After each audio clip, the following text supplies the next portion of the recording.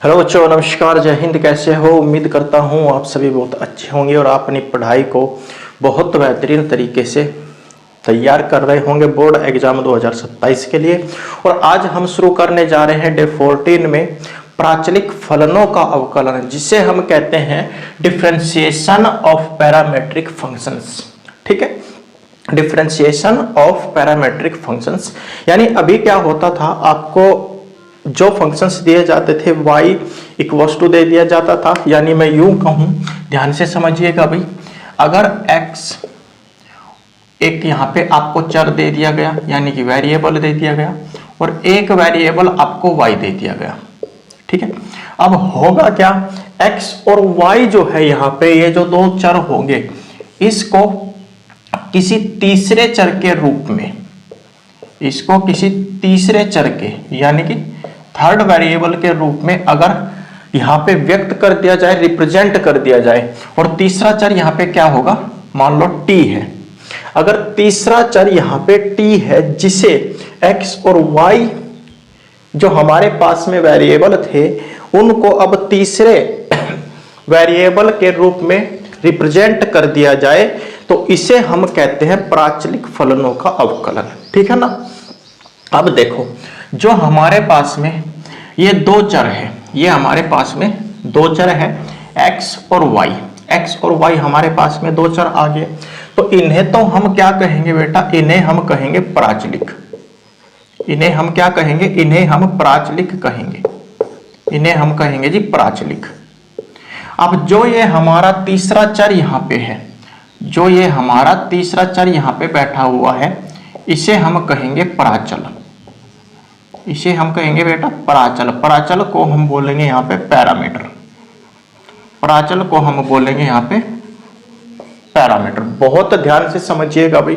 अब होगा क्या, अगर हमारे पास में दो वेरिएबल है x और y, तो हमें कोई फंक्शन दे दिया जाए, x भी वहां पे हो, यानी ये दोनों के दोनों फंक्शंस को तीसरे वेरिएबल t के रूप में रिप्रेजेंट किया जाए, तो वहां से आपको जो dy बाई dx निकालना होगा, वो कैसे निकालोगे। dy बाई dx आपका जो निकालने का मेथड होगा, वो आपका रहेगा y का फंक्शन t के टर्म में, यानी t के फलन यहाँ पे तीसरा चर माना जाएगा, तो dy by dt divide dx।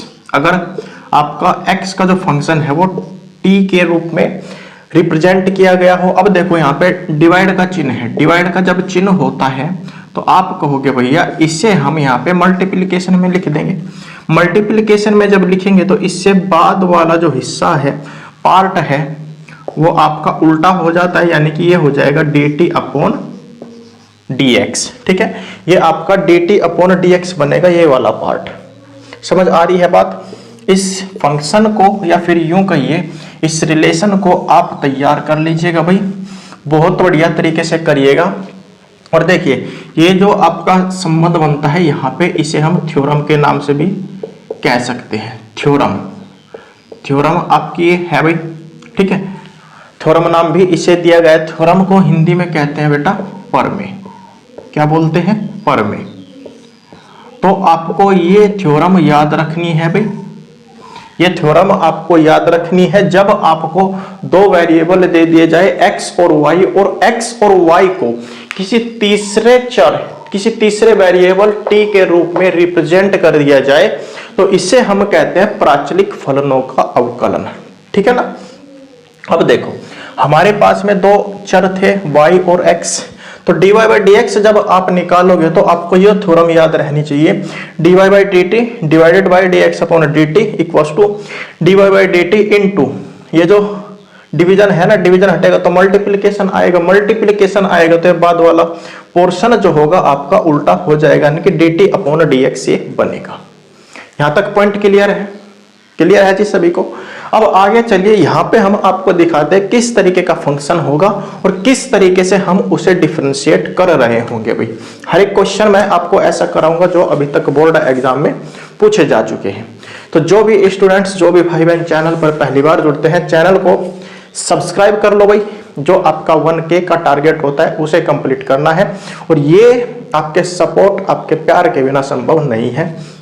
तो सपोर्ट करिए भाई, और टारगेट जो है उसे कंप्लीट करो, ठीक है। और टारगेट अपना 2027 के लिए भी गोल फिक्स कर दो भाई।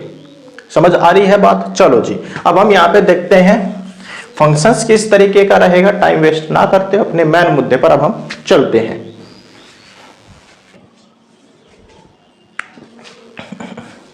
चलिएगा भाई, क्वेश्चन यहाँ पे आपके सामने है, यदि x इक्वल टू 80² और y इक्वल टू 280 तो सोल्व करिए dy बाई dx। 2014 के बोर्ड एग्जाम में पूछा गया क्वेश्चन है, ठीक है। तो x इक्वल टू कितना है 80²। तो जो हमारा x इक्वल टू दिया गया है 80², इसे क्या करो आप, इसे आप समीकरण नंबर 1 कह लो, या फिर नहीं कहते तो भी कोई दिक्कत नहीं है। अब आप क्या करो भाई, इसके लिए जो x इक्वल टू 80² है ना, इसके लिए आप करो समीकरण 1, आप इसे नाम दे दोगे तो इसकी जो है हम यहाँ पे नेम्ड इसे कर देंगे। लिख लो भाई, समीकरण 1 का x का फंक्शन किसकी टर्म में, t की। तो आप कहोगे जी t के रेस्पेक्ट में हम यहाँ पे अवकलन करेंगे, ठीक है। x का t के रेस्पेक्ट में अवकलन करने पर, सापेक्ष अवकलन यानी कि डिफरेंशिएशन करने पर क्या बनेगा भाई, देखते हैं जी। बहुत ध्यान से करिएगा भाई, थ्योरम को याद रखिएगा। आप कहोगे भैया देखो x का अवकलन t की टर्म में dx अपॉन dt होगा, हमने कहा जी बिल्कुल। अब जो राइट साइड वाला है इस पे भी आप जो है t के रेस्पेक्ट में अवकलन लगाओ, यानी कि 80² ये मेरा बन जाएगा। आप कहोगे भैया बिल्कुल, जो फंक्शन है यहाँ पे ये हो जाएगा। चलो जी, जो हमारा वेरिएबल है उसको हम एज इट इज रखते हैं। आप कहोगे भैया बिल्कुल। अब t² यहाँ पे जो दे रखा है इसे आप क्या पढ़ोगे, x की पावर n। x की पावर n का अवकलन आप कहोगे भैया 2x, x की जगह t, और t का t के रेस्पेक्ट में अवकलन 1 होगा। यानी आप यहाँ पे कहोगे भैया dx अपॉन dt जो हमारा आया है वो 280 आया है। क्लियर है जी बात? इसके बाद में नेक्स्ट जो हमारा यहाँ पे फलन है वो है y equal to 280। y equal to 280 है, इसे आप समीकरण नंबर 2 नाम दे दो। अब समीकरण 2 का किसके रेस्पेक्ट में, आप कहोगे भैया y है हमारे पास, ये t के रूप में यहाँ पे रिप्रेजेंट किया गया यानी कि व्यक्त किया गया है। तो समीकरण 2 का t के सापेक्ष अवकलन यानी कि डिफरेंशिएट, अब हम यहाँ पे करेंगे इसे t के रेस्पेक्ट में।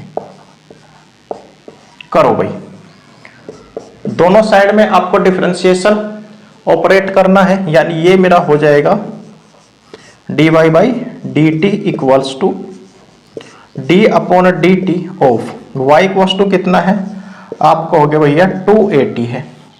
अब देखो 2a यहाँ पे आपका कांस्टेंट होगा यानी कि अचर होगा, इसे तो हम बाहर निकाल लेंगे। आप कहोगे भैया बिल्कुल। अब t का t के रेस्पेक्ट में अवकलन 1 होगा, यानी कि 2a हमारा यहाँ पे बन जाएगा dy बाई dt। समझ आई बात? चलो जी, अब आपको मैंने एक थ्योरम बताई थी कि जब आप dy बाई dx सोल्व कर रहे होंगे तो आपको सोल्व करना पड़ेगा dy by dt divided dx upon dt। अब यहां से आपका क्या रिलेशन बना था, आगे चल के डिवीजन हटाइए मल्टीप्लिकेशन लगाइए, यानी dy बाई dt तो आपका एज इट इज मल्टीप्लिकेशन आएगा, तो dx अपॉन dt जो है ये उल्टा हो जाता है, यानी अपोजिट इसका यहाँ पे लिख दो dt अपॉन dx, ठीक है। ये आपका यहाँ पे क्या था, रिलेशन था, इसी को हम यूज करेंगे।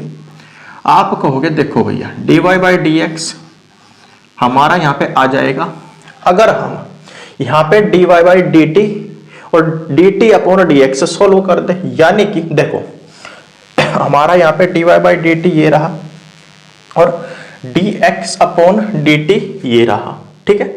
आप कहोगे जी बिल्कुल, तो dy बाई dt का मान रखो, आपका जवाब होगा भैया ये है जी 2a इंटू, अब dt अपॉन dx देखो कहाँ पे है, आप कहोगे जी ये रहा dx upon dt equal to 2at है, और वहां पे हमें चाहिए 2 dt अपॉन dx, यानी इसे जो है अपोजिट कर दो, दैट इज ये मेरा हो जाएगा 1 अपॉन 280।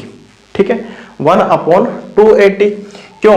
क्योंकि आपने यहाँ पे देखा है dx अपॉन dt है हमारा 280, यहाँ पे हमें चाहिए dt अपॉन dx। अगर हम यहाँ पे लेफ्ट साइड को उल्टा करेंगे, यानी कि अंश को और हर को अंश बनाएंगे, तो राइट साइड भी तो आपकी जो है यहाँ पे अपोजिट बनेगी। समझ आ रही है बात?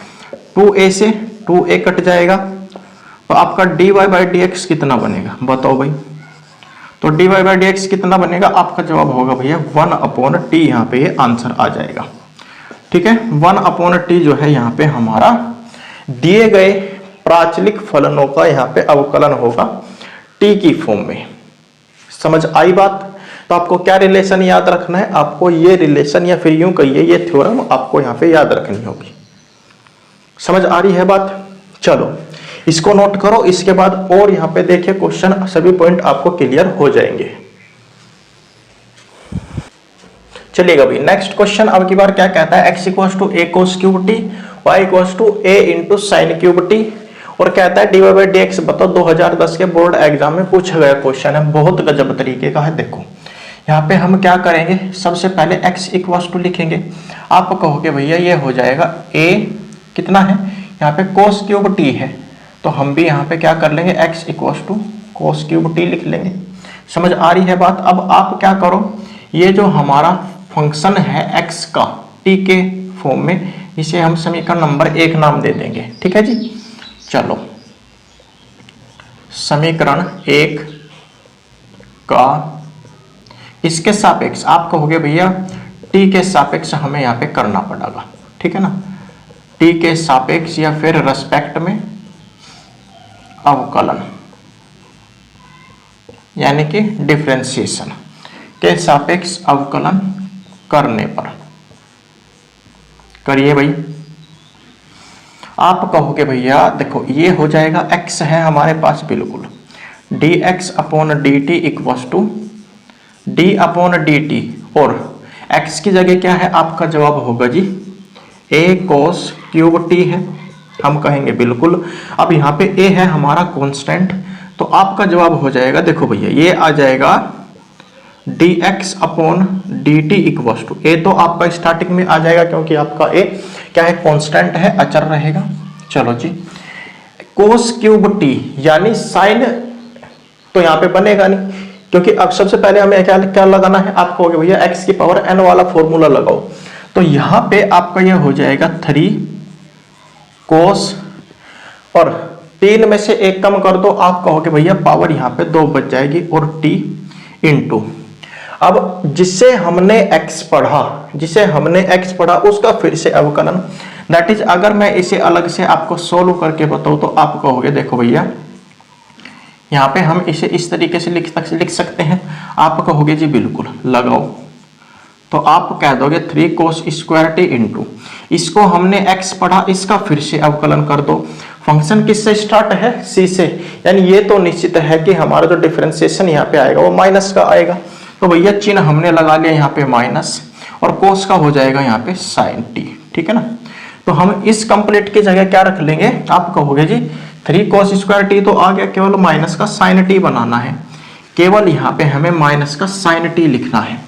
तो मैं क्या करूंगा यहाँ पे, क्यों ना हम इसे डायरेक्ट मल्टीप्लीकेशन करके लिख ले, तो आप कहोगे जी बिल्कुल, यानी ये मेरा हो जाएगा माइनस 3 sin t, और a भी तो है ना यहाँ पे, तो a और लिख लो 3a sin t into cos square t। ठीक है, तो आप क्या कहोगे भैया ये हमारे पास में dx अपॉन dt आ गया है। चलो जी बात बिल्कुल सही है। इसके बाद में जो हमें यहाँ पे दूसरा फंक्शन दिया गया है y का, y इक्वल्स टू हमारे पास है जी a sin क्यूब t, इसे आप क्या कहो, इसे आप समीकरण नंबर 2 नाम दे दो भाई, दे दिया। चलो जी सेम तरीका समीकरण 2 का x के सापेक्ष, x लिखो या t, आप कहोगे जी देखो y है यहाँ पे वेरिएबल t की फॉर्म में, तो क्या करो यहाँ पे t ही लिखो, t के सापेक्ष अवकलन, टी के सापेक्ष अवकलन करने पर बहुत बढ़िया तरीके से कंप्लीट करेंगे भाई। आज के बाद जो है आपको पैरामीटर वाले क्वेश्चंस में प्रॉब्लम नहीं आएगी। कर दो भाई दोनों साइड का dy by D T equals to, इसे आप लिखो, ए तो देखो क्या है, क्या है, कांस्टेंट है, तो ए को क्यों ना मैं यहाँ पे स्टार्टिंग में लिख लूँ। आप कहोगे जी बिल्कुल, D upon D T, sine cube T को हम किस तरीके से लिख सकते हैं। आप कहोगे भैया साइन टी का पावर 3 लिख दिया जी। आप कहोगे बिल्कुल, x की पावर n लगा दो, यानी ये मेरा हो जाएगा 3 तो शुरू में इंटू ए इंटू साइन टी की पावर 3 माइनस का 1 2 बचेगा। तो यहाँ पे आपका होल स्क्वायर टी कितना बनेगा 2 बनेगा। और जिससे x पढ़ा, साइन टी को ही तो हमने x पढ़ा है, इसका अवकलन आप करोगे तो कितना आएगा। आप कहोगे भैया यहाँ पे कोस टी आएगा। साइन टी का अवकलन कोस टी होता है जी, बिल्कुल होता है मेरे भाई। चलो भाई, अब यहाँ पे हम फाइनली लिख देंगे dy by D T equals to कितना आ गया जी। आपका जवाब होगा 3a sine square T into cos T, ठीक है ना। ये हमारा यहाँ पे बन गया है, इसे कर लो अपने ब्रैकेट में बंद।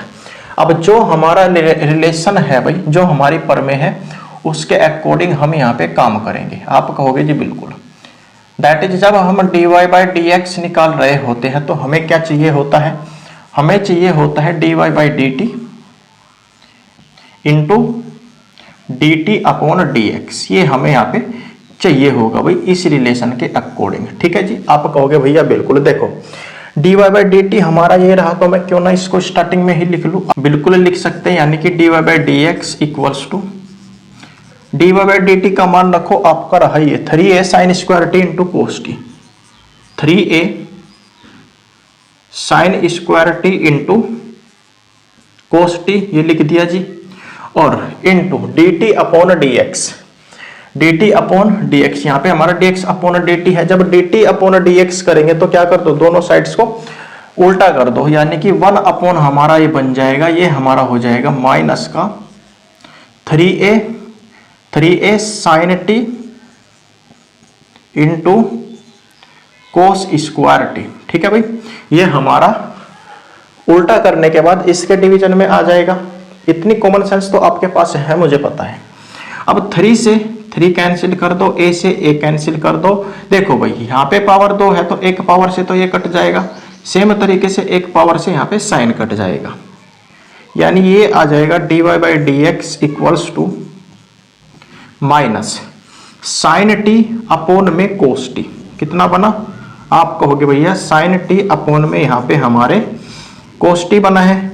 और आपको पता है कि रिलेशन से जो हमारा यहाँ पे बनता है minus sine theta upon cos theta क्या बनता है, टेन थीटा बनता है। यानी इसे यहाँ पे मैं लिख सकता हूं माइनस का टेन टी, ठीक है। ये हमारा आ जाएगा माइनस का टेन टी। तो ये आपका दिए गए प्राचलिक फलनों का यहाँ पे क्या हो जाएगा, अवकलन हो जाएगा, डिफरेंशिएशन ये हो जाएगा। क्लियर है बात, समझ आई? तो इसको नोट करो, कहीं कोई क्वेश्चन डाउट हो तो आप जो है कमेंट सेक्शन में टाइप कर दो भाई।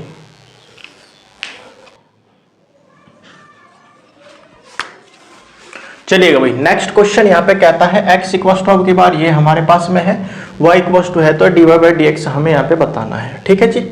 आप कहोगे भैया बिल्कुल, तो क्यों ना मैं अब की बार यहाँ पे जो हमारा dy बाई डी एक्स का रिलेशन होता है वो लिख दूं। आप कहोगे जी बिल्कुल लिख सकते हैं। dy बाई डी एक्स हमें यहाँ पे ज्ञात करना पड़ता है dy बाई डी टी, ठीक है ना, dy by D T into D T upon D x, ठीक है ना। ऐसा हमने यहाँ पे क्यों लिखा, ऐसा इसलिए लिखा ताकि आप यहाँ पे अब की बार कोई गलती ना करो। चलो जी, x इक्वल टू हमारे पास में ये है, तो इसे आप क्या कह सकते हो, इसे हम लिख सकते हैं भैया, एक बार तो हम इसे लिख देंगे a into T minus sine T, बिल्कुल जी।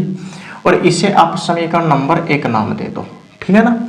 अब आप क्या करो, इसका यहाँ पे क्या है, वेरिएबल हमारे पास में t है, तो इस समीकरण नंबर 1 का t के रेस्पेक्ट में आप अवकलन करोगे तो क्या रहेगा, देखो ये a तो हमारे पास में अचर है, a को बाहर रखो, into D upon D T of T minus sine T. अब आपको इतना हैबिचुअल हो जाना है कि हम इसको अगर डायरेक्ट लिखे तो आप यहाँ पे समझ जाओ भाई। चलो ये आपका बनेगा भाई dx upon dt equals to, A तो बाहर चलेगा, d अपॉन dt t का फंक्शन है तो t का अवकलन कितना होगा, आपका जवाब होगा भैया t का फलन t के रेस्पेक्ट में है तो 1 यहाँ पे अवकलन आ जाएगा माइनस साइन t का क्या होता है, आपका जवाब होगा भैया cos t यहाँ पे हो जाएगा। यानी ये हमारा आ गया dx अपॉन dt, लेकिन हमें क्या चाहिए, हमें यहाँ पे चाहिए dt अपॉन dx। ठीक है, तो आप क्या कर दो, इसे आप यहाँ पे उल्टा अब कर दो, dt अपॉन dx लिखोगे तो आप यहाँ पे लिखोगे 1 upon a into 1 minus cos T.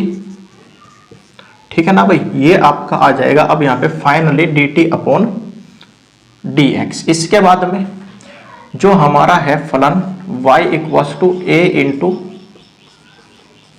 1 minus cos T है, इसे आप क्या लिख दो, इसे आप कह दो जी समीकरण नंबर 2। तो आप यहां पे लिखो dy by D T equals to a into, इसे आप क्या कह दोगे, आप इसे लिख दोगे d upon D T of 1 minus cos T. ठीक है ना, यही तो होगा। अब आप कह सकते हो देखो भैया a तो हमारा चलेगा कांस्टेंट के रूप में, 1 का अवकलन आप कहोगे जी 0 और माइनस कोस टी का अवकलन t के रेस्पेक्ट में आप कहोगे भैया माइनस का साइन t होता है। अब ये माइनस और अवकलन वाला माइनस मिलकर साइन बना देगा और कोस यहाँ पे हो जाएगा साइन, यानी कि मेरा यहाँ पे हो जाएगा ये dy by D T equals to कितना, a का मल्टीप्लीकेशन साइन t में कर दो तो a इंटू साइन टी यहाँ पे बनेगा। आप कहोगे भैया बिल्कुल बनेगा, तो dy by D T equals to हमारा ये आ गया जी। आप कहोगे भैया बिल्कुल हो गया। अब देखो यहाँ पे आप इसे पुट कर दो तो आपका क्या जवाब बनेगा कि भैया अब हमारा यहाँ पे dy बाई डी एक्स ये आ जाएगा, यानी dy बाई डी टी रखो कितना है, आपका है जी a इंटू साइन टी है, a इंटू साइन टी यहाँ पे है। और देखो यहाँ पे है आपका dt अपॉन डी एक्स, तो dt अपॉन डी एक्स अब की बार ये रहा, ये है 1 के अपॉन में, यानी 1 इंटू a साइन टी आपका क्या बनेगा, a साइन टी और अपॉन में आपका रह जाएगा a इंटू 1 माइनस का कोस टी हो जाएगा। ठीक है जी, अब क्या कर सकते हो भाई, a से तो आप a को काट लो, साइन टी को आप क्या रखो, हम नीचे भी क्या करेंगे 1 को भी कैंसिल करेंगे, देखते जाओ dy by D X equal to sine 2 theta 2 sine theta into cos theta होता है। अब यहाँ पे t क्या है, अकेला है, यानी आप कह दोगे भैया अब की बार हम यहाँ पे t को हाफ बना देंगे, यानी कि t by 2 into cos of t by 2 upon में 1 माइनस कोस t वाला कौन सा फॉर्मूला रखेंगे, आप कहोगे भैया 1 माइनस और ये माइनस मिलके plus 2 sine square t by 2 रख लेंगे, बिल्कुल रख सकते हैं। 1 से ये 1 कट जाएगा, 1 से 1 कटेगा तो क्यों ना मैं इसे यहीं पे हटा लूं, आप कहोगे जी बिल्कुल। 2 से ये 2 कट जाएगा, साइन t बाई 2 से एक पावर यहाँ पे कट जाएगी, तो आपका क्या बचेगा, आप कहोगे भैया ये बचेगा dy by D X equals to, ऊपर बैठा है कोस t बाई 2, नीचे बचा है साइन t बाई 2, यानी कोस अपॉन t तो कोट बन जाएगा और t बाई 2 यहाँ पे थीटा आपका दोनों में चलेगा। क्लियर है भाई, ये आपका हो जाएगा दिए गए फलनों का x के रेस्पेक्ट में अवकलन, यानी कि dy by D x. Clear है, नोट कर लो, कहीं कोई क्वेश्चन डाउट हो तो पूछ लो भाई, कमेंट सेक्शन में टाइप कर दो। ठीक है ना, तो मेरे प्यारे दोस्त जो हमने यहाँ पे क्लास की है आज के यहाँ पे डे 14 में, वो हमारा प्राचलिक फलनों को लेकर था, यानी x और y हमारे पास में जो फलन है वो हमारे तीसरे फलन के रूप में, या फिर यूं कहिए तीसरे चर के रूप में जो हमारा t है उसके रूप में यहाँ पे रिप्रेजेंट किया गया है। यानी x और y जो हमारे पास में वेरिएबल है उसे हमने इन फॉर्म ऑफ यानी t के रूप में हमने यहाँ पे रिप्रेजेंट किया गया है। समझ आई बात? तो प्यारे दोस्त आज की क्लास में आपने जो सीखा है उसको अब आपको इम्प्लीमेंटेशन करने का वक्त आ गया है, यानी जो मैं अब आपको यहाँ पे क्वेश्चंस दूंगा इन फॉर्म ऑफ टी, वो आपके वे क्वेश्चंस यहाँ पे मैं आपको प्रैक्टिस के लिए दूंगा जो अभी तक आपके बोर्ड एग्जाम में पूछे गए हैं। तो आज की क्लास में बस इतना ही, और कंप्लीट प्रैक्टिस क्वेश्चंस जो आपके लिए रहेंगे और कंप्लीट क्लास का जो लिंक रहेगा या फिर यूं का ये पीडीएफ रहेगा वो आपको टेलीग्राम चैनल पर मिल जाएगा। जो भी स्टूडेंट्स टेलीग्राम चैनल को ज्वाइन नहीं किया, टेलीग्राम चैनल को ज्वाइन कर लीजिएगा हर एक अपडेट के लिए। तो मिलते हैं आपसे नेक्स्ट क्लास में, तैयार रहिए नेक्स्ट क्लास के लिए। आज की क्लास में बस इतना ही, और अगर चैनल को अभी तक सब्सक्राइब नहीं किया तो चैनल को भी सब्सक्राइब करके नोटिफिकेशन बेल को ऑन कर लो, ताकि हर एक क्लास का नोटिफिकेशन आपको टाइम पर मिल सके और टाइम पर आप क्लासेज यहाँ पे ज्वाइन कर पाओ। तो तैयार रहिए नेक्स्ट क्लास के लिए। नमस्कार, जय हिंद, जय भारत, राधे राधे, जय श्री कृष्णा।